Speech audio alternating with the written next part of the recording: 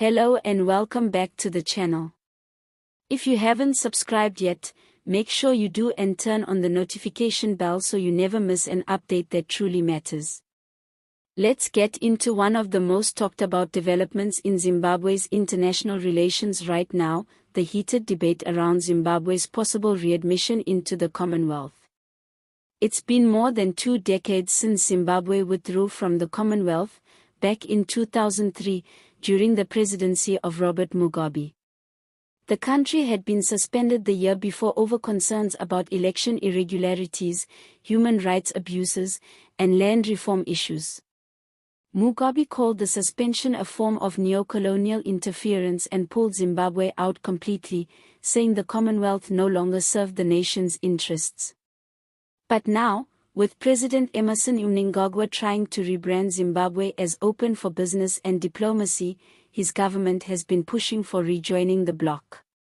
Officials have said that rejoining the Commonwealth would help Zimbabwe reconnect with global partners, boost trade, and improve access to aid and technical support. In 2018, the country even formally submitted an application to return. However, not everyone is on board. Critics argue that Zimbabwe hasn't yet met the benchmarks required for re-entry, especially when it comes to democratic reforms, freedom of expression, and credible elections. Human rights groups and some opposition parties have pointed out that the same issues that led to Zimbabwe's suspension still persist.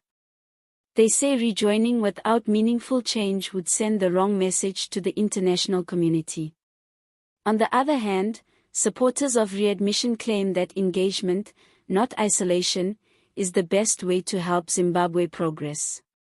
They argue that being part of the Commonwealth could increase pressure on the government to improve its governance while also giving Zimbabwe access to critical platforms for dialogue and development. Recently, Commonwealth officials visited Zimbabwe to assess the current political and human rights climate.